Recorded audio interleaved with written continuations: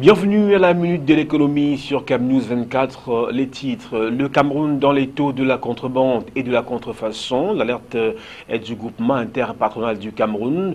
Le GICAM fait savoir par exemple que sur 2015, l'industrie du tabac a perdu environ 4 milliards de francs CFA et 1,5 milliard pour la filière agroalimentaire. À l'étranger, Kenya, apprendre le code pour lutter contre la misère. À l'école pour filles de Kibera, on apprend à se servir d'un ordinateur dès le primaire. Objectif, préparer les jeunes Kenyans à trouver un emploi dans les sciences ou l'informatique, des domaines presque exclusivement masculins afin de les éloigner de la misère des rues de la ville. Voilà pour la vitrine de la Minute de l'économie. Bienvenue à tous. L'actualité économique sur CamNews 24. Madame, Monsieur, bienvenue à tous une fois de plus. Alerte à la contrebande et à la contrefaçon. Le groupement interpatronal du Cameroun, GICAM, vient de communiquer pour s'en inquiéter les chiffres actualisés sur les ravages de la contrebande et de la contrefaçon sur le marché camerounais. Ainsi, on a pu apprendre que sur la seule année 2015, l'industrie du tabac a perdu environ 4 milliards de francs CFA. Les prévisions de perte pour 2016 se situent à 2,5 milliards de francs CFA pour la filiale locale de la British American Tobacco. Selon cette organisation patronale, la filière agroalimentaire a perdu 1,5 milliard de francs CFA en 2015 à cause du commerce illicite. La filière sucre a été l'une des plus impactées puisque selon le GICAM, plus de 100 000 tonnes de sucre venant du Nigeria entrent chaque année au Cameroun. La situation semble plus grave encore dans la filière textile à cause de l'envahissement du marché local par des produits de contrebande en provenance d'Asie, notamment de la Chine et du Nigeria voisin. C'est ainsi que sur un marché qui pèse plus de 25 milliards de francs CFA, la SICAM, la plus importante unité industrielle du textile dans le pays, se taille à peine 10% des parts de marché. Aussi, ce regroupement patronal invite-t-il les différents acteurs impliqués dans la lutte contre le commerce illicite à monter en régime dans la répression afin d'éviter la banqueroute à plusieurs entreprises locales.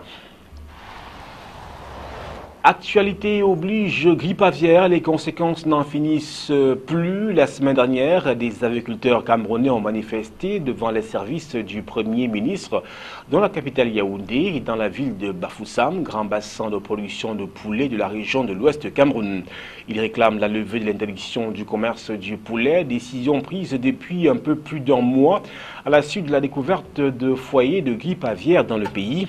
Pour rappel, depuis la découverte fin mai 2016 d'un foyer de grippe aviaire dans la ferme du complexe avicole de Vorbetia Yaoundé, la filière avicole nationale a déjà perdu environ 10 milliards de francs CFA, selon le président de l'interprofession avicole du Cameroun, IPAVIC. Dès le déclenchement de l'épizootie, qui a finalement touché 4 régions du pays en un mois, les agriculteurs locaux ont craint que le gouvernement vienne à autoriser les importations de poulets congelés interdites depuis 2015. Pour Dr Taïga, le ministre de l'élevage, il y a suffisamment de poulets dans le pays. En dehors des foyers de grippe aviaire, le marché local tourne assez bien. Il n'y aura donc aucune importation, encore que le problème sanitaire est en train de se résoudre positivement. Parlons de toute autre chose à présent. La troisième phase du contrat de désendettement et de développement du Cameroun, C2D, a été signée le 30 juin dernier. 2016 à Yaoundé entre Lupaul Motazé, ministre de l'économie, représentant de la partie camerounaise, et André Valini, secrétaire d'État français au développement et à la francophonie. Le montant total de l'enveloppe est de 600 millions d'euros, soit 400 milliards de francs CFA. Plus de précisions avec Salomon Fouet et Donald Anyouzoua. André Valini, mandataire du gouvernement français, est venu paraffer de concert avec les autorités camerounaises les termes du troisième contrat de désendettement et de développement. Il s'agit en effet d'une enveloppe globale de 400 milliards de francs CFA.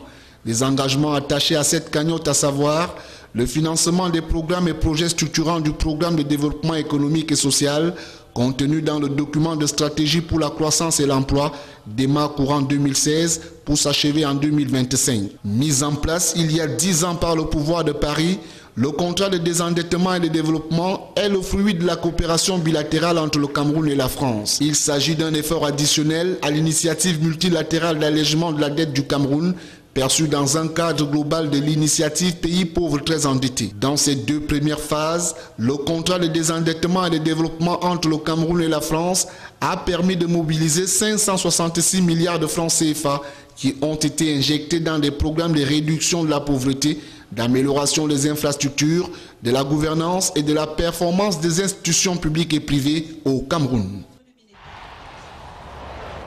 La douane prise en otage par un réseau de fraude, les pertes enregistrées par cette structure du fait d'un vaste réseau de fraude imputable aux informaticiens et leurs complices pourrait atteindre une vingtaine de milliards de francs CFA sur une période d'1 an, selon les conclusions du rapport 2014 que vient de publier la Commission nationale anticorruption CONAC. Cette administration est dotée d'un système douanier automatisé, Sidonia, un réseau informatique reposant sur le principe client-serveur et dédié notamment aux douaniers, consignataires et autres commissionnaires agréés. Dans la pratique, les recettes comptabilisées par cette application découlent de l'ensemble des quittances ayant été émises par le receveur de douane. Parallèlement a été créé le guichet unique, une plateforme informatique mettant en relation, et ce de manière virtuelle, les différents acteurs du commerce extérieur avec pour objectif d'assurer la traçabilité des opérations en temps réel, la sécurisation des transactions financières ainsi que l'amélioration des recettes.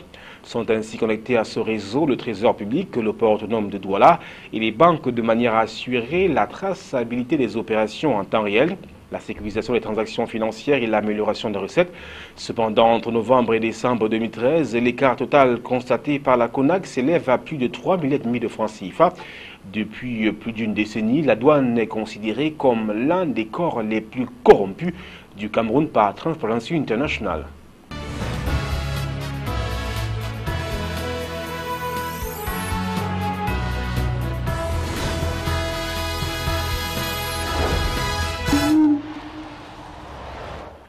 L'actualité au-delà des frontières camerounaises, Kenya, apprendre le code pour lutter contre la misère. À l'école pour filles de Kibera, on apprend à se servir d'un ordinateur dès le primaire. Objectif, préparer les jeunes Kenyans à trouver un emploi dans les sciences ou l'informatique, des domaines presque exclusivement masculins afin de les éloigner de la misère des rues de la ville. Reportage. Les écrans et les claviers ont remplacé les crayons et les cahiers. À l'école pour filles de Kibera, on apprend à se servir d'un ordinateur dès la primaire. Objectif, préparer les jeunes filles à trouver un emploi dans les sciences ou l'informatique, des domaines presque exclusivement masculins. Idéalement, on essaye de faire beaucoup de code. Notre but, c'est que quand elles sortent d'ici, elles aient des rudiments de code, sachent comment marche un ordinateur et d'autres connaissances de base en informatique. L'ONG Code Academy fournit à chaque écolière un kit informatique en pièces détachées. Facilement démontable, peu cher, ces outils ont été spécialement pensés pour des milieux extrêmement défavorisés et éloignés des nouvelles technologies. Je pense que c'est important de s'y connaître en informatique, parce que peut-être que quand on sera grande, on aura besoin de se servir d'un ordinateur. Et si on ne sait pas comment ça marche, on pourrait avoir de gros problèmes. Ici, on tente avant tout d'éloigner les jeunes filles de la misère des rues de Kibera. Malgré la création de milliers d'emplois dans le secteur des nouvelles technologies sur le continent, la discrimination entre les sexes, le manque d'accès à l'éducation et la technologie mettent les filles à l'écart. Grâce à leurs connaissances en informatique, les jeunes filles peuvent espérer quitter un jour le plus grand bidonville d'Afrique et trouver un métier. On ne veut pas qu'elles traînent dans les rues de Kibera. Si c'était le cas, leur situation serait inacceptable. Elles pourraient être maltraitées, forcées à travailler.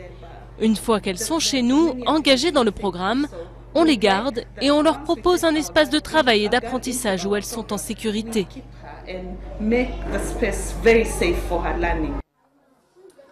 Les élèves suivent les cours une fois par semaine pendant 6 mois.